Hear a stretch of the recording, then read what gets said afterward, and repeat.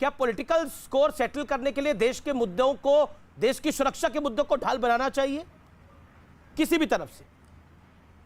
बिल्कुल सही कहा आपने, देश की सुरक्षा के मुद्दों को ढाल नहीं बनाना चाहिए। इसीलिए मैं कहता हूं कि अब आप समझ गए होंगे कि इस देश में जो इतनी देर से संबित जी कह रहे थे कि कौन यहाँ पागल है, तो समझ गए होंगे। बार बार जब इनसे पूछा जाए कि आपका इंटेलिजेंस क्या करता है, अरे भैया आर्मी भैया बचाओ, पीछे से खड़ा होकर देखते हैं आर्मी भैया। आपको क्या हो गया?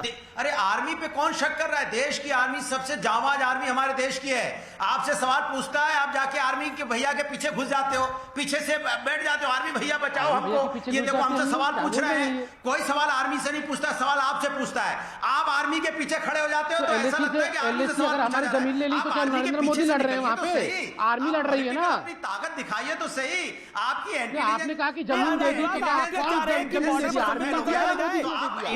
बॉर्डर पे राजनाथ सिंह चले जाए। अमेरिका के न्यूज़पेपर की बात करते हैं, सरकार न्यूज़पेपर। आप मतलब बीजेपी कैसे ताकत दिखाएगी? न्यूज़पेपर की बात कर लीजिए, ज्यादा अच्छा होगा। इंडिया लोगों की हम बीजेपी कार्यकर्ता है कि बॉर्डर में लड़े, क्या बोल रहे हैं मुझे समझ नहीं आता। आपको अच्छी तरह नहीं बताएंगे जितनी अच्छी तरह हम इंडियन आपको बताएंगे कि हमारे देश में क्या तकलीफ है। आप आर्मी के पीछे घुसना छुपना बंद कर दीजिए। ये देश की आर्मी है जिसने 1962 की भी लड़ाई लड़ी थी, 1965 की लड़ी, 71, 72, कारगिल के कौन थे वो भी नहीं बता पाएंगे। अच्छा बता दीजिए कारगिल में उसमें आर्मी चीफ कौन थे? पात्रा जी बता दीजिए कौन थे आर्मी चीफ कारगिल के, जरा बता दीजिए आप। मैं चैलेंज करता हूं, आप नहीं बताएं। आप एक्चुअल बता नहीं पाएंगे। अमित भाई मैं बताऊं, ये समाजवादी पार्टी के प्रवक्ता हैं, ये वही समाजवादी पार्टी है जिन्होंने कारगिल युद्ध के लिए कहा था केवल मुसलमानों ने कारगिल युद्ध जीता है, हिंदुओं ने कारगिल में युद्ध भी नहीं लड़ा है। ये वही समाजवादी पार्टी है, ये वही समाजवादी पार्टी है, ये वही समाजवादी पार्टी है जिसने कहा था कारगिल में केवल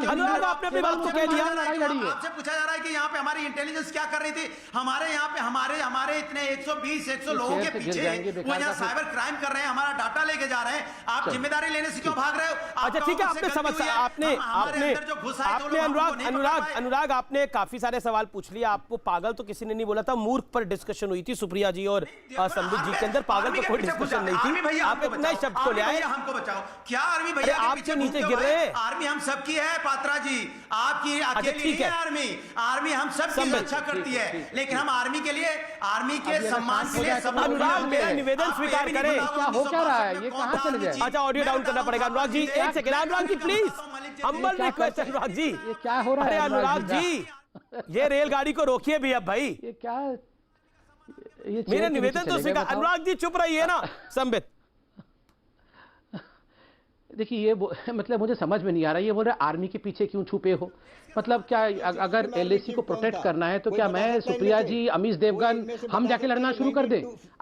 आर्मी ही हमारी देश की सरहद को प्रोटेक्ट करेगी, आर्मी ही हमारे देश के एलएसी को प्रोटेक्ट करेगी। ये लोग कह रहे हैं कि एलएसी ब्रीच हो गया, ये लोग कह रहे हैं कि जमीन हमारी।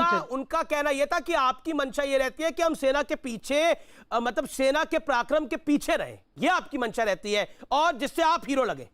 मैं इसका उत्तर दे रहा हूं, मैं उसका उत्तर दे रहा हूं। सुनिए, आप बताइए, जब आप छोटे थे, जब अभी भी आपकी माँ है घर में, माँ के आंचल के पीछे आपको क्या लगता है? आप माँ के आंचल के पीछे जब रहते हैं तो वो किस लिए रहते हैं?